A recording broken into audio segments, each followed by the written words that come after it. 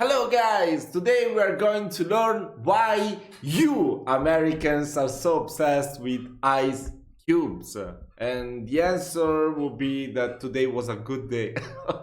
Okay, I'm gonna be canceled before I even start. Okay, fuck that. Let's check it out. Pilgrims would have seen upon reaching present-day America would have been water on the rocks. It seems only appropriate then that water on the rocks has also become a popular American drink. And I'm not talking about seaweed-infested water from New England, I'm talking about water served with ice. Oh, a new intro! Wait, is that a new video? Yeah, a month ago, wow, cool intro. Of course, I use the example of water to service a really great pun. But honestly, Americans put ice in almost every... Well, I never understood that thing with ice. Actually, bro, I might be canceled. I mean, I started with the ice cube joke at the beginning, and now I'm gonna say something else that is gonna be like at risk of cancellation right now. But whenever I go to McDonald's, I always order Coke without ice. Bro, it's because it's so cold. It hurts my teeth. And then when I drink it, if I take too long to drink it, the ice is gonna melt and then the Coke would taste weird, too watery. So I don't like it.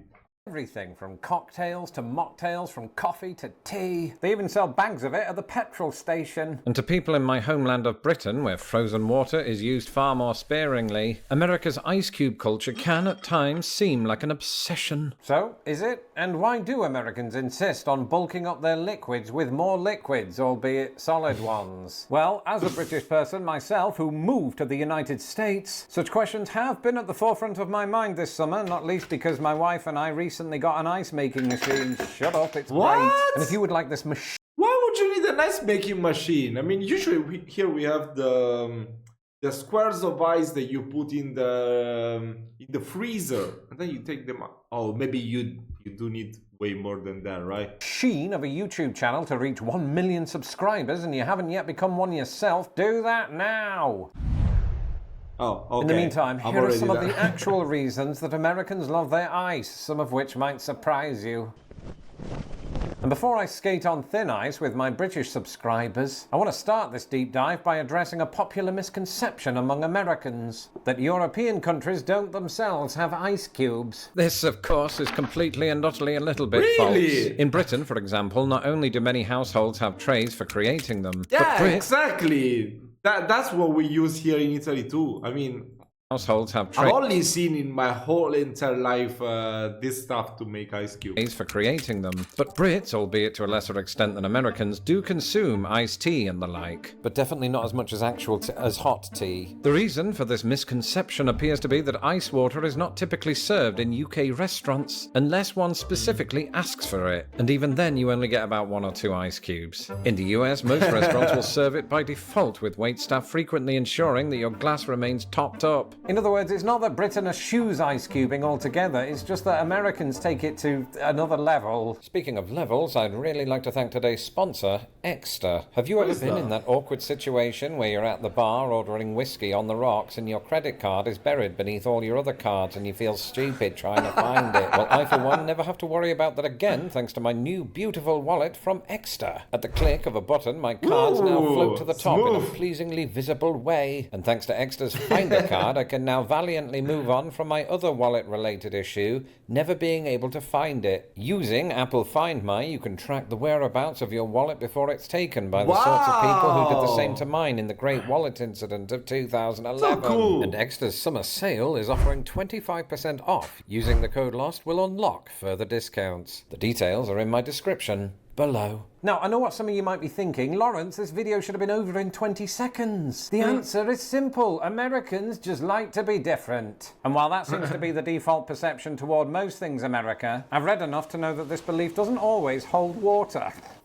Pun intended. In other words, ice cube fanaticism, much like American vocabulary, is not so much a product of American hysteria, but American history. You see, America's ice fixation in this, the era of refrigeration, owes much to the century that preceded it. In 1800, when the US was still young enough to be covered under its parents' healthcare plan, one American in particular came up with a revolutionary idea: ice harvesting. This was where icemen would cut huge blocks of ice from lakes and rivers for the express purpose of using them for refrigeration. They were sort of like ice cubes, but for giants. In fact, the blocks weighed up to 300 pounds, which is roughly equal to 3 large dogs, or The Undertaker. Because this was during a time when icemen didn't have a direct line to Charles Xavier, they had to enlist horses to transport the ice, which would then be stored in special ice houses from where it could be exported.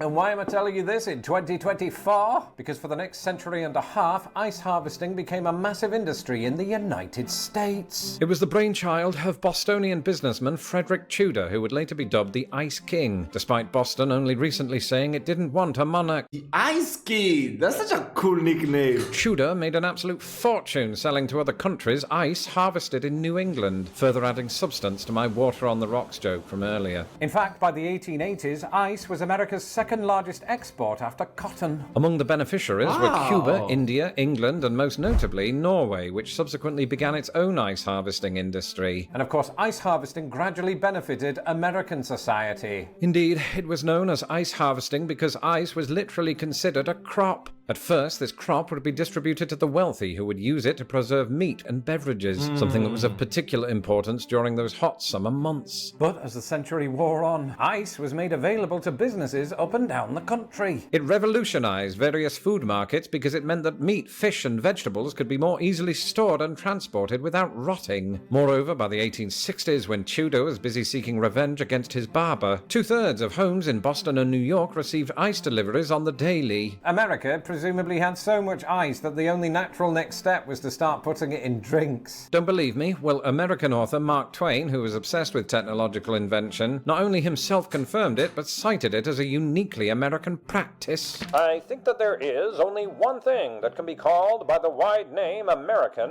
That is the national devotion to ice water. That sounded exactly like him. Like Twain, ice harvesting continued on into the 20th century, along with ice cubes. Indeed, it was during the Great Depression that America gave us the first flexible ice tray. Today, of course, these are normally made of plastic, but back then, metal trays were all the rage. Around the same time, Wow, General Electric metal. rolled out the so-called monitor-top refrigerator, the world's first mass-produced residential fridge. And the rise of the personal refrigerator soon led to the mass production of its cousin, the freezer. By 1948, around 90% of American homes were equipped with a fridge. Compare this to Britain, still reeling from the economic effects of World War II, where only 2% of homes could say the same. And the refrigeration Ew. boom ultimately meant two things. Number one, America's love of ice cubes had now reached a level of convenience that would have made Mark Twain do this with his face. And number two, by the middle of the 20th century, the ice harvesting industry, which had then existed for 85% of US history, died out overnight. In doing so, it left behind a legacy still felt by the global food industry today. But it also played a central role in establishing America's warm relationship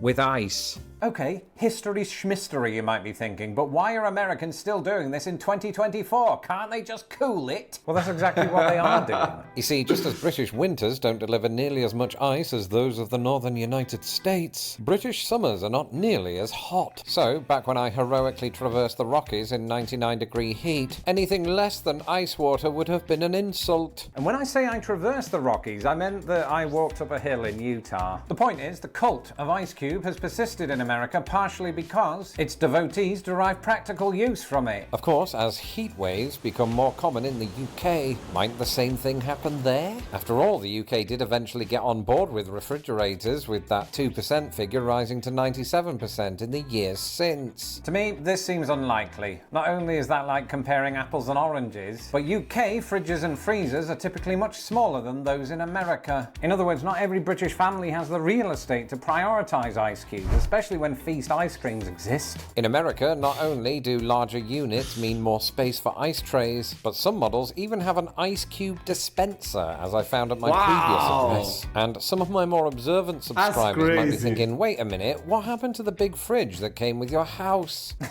We're not 5 people, it had to go. Which is why we got a smaller fridge and an ice making machine. However, all of this talk of four-sided objects got me thinking. Perhaps the ultimate reason that Americans love ice cubes is that Americans also have a broader love of rectangles. Under a flag that boasts more rectangles than, say, 99% of all of the countries in the world, in a country of rectangular counties, some of which form rectangular panhandles or knitted quilts, or the utilization of land in Panhandles. America as illustrated by Forbes. In cities of rectangular neighborhoods in which rectangles live side by side in total harmony, there are rectangular lawns containing circular fire pits for safety reasons, but in the rectangular houses, there are rectangular kitchens with their rectangular freezers, with rectangular trays, with smaller rectangular trays that make rectangular ice. And if you haven't seen my video on 6 food dishes I only discovered after moving to America, you'll do that next. Until the That was really incredible. That was really incredible. Maybe we should check out this one as well. Yeah, in the future I'm gonna check out that video as well for sure. Okay, this was very interesting. I didn't know the whole history of the ice cubes. I didn't even know there was a trade for ice in the past to preserve food. That was so interesting. I love learning this type of yeah, I love to learn something new every day. So this was really cool. If you have any other suggestions for future videos, or you want to tell me your experience down below, if you love ice cubes or if you are different from the rest of the Americans, because in this channel I feel like we're doing too much of a generalization. So I want to hear from someone that is different. So yeah, I hope you did enjoy this video. Don't forget to subscribe. We are so close to reach 1000 subs. So yeah, you might be the next one. You might be the one that makes it happen. So yeah, don't forget to do that, and I'll see you in my next video. Ciao, ciao.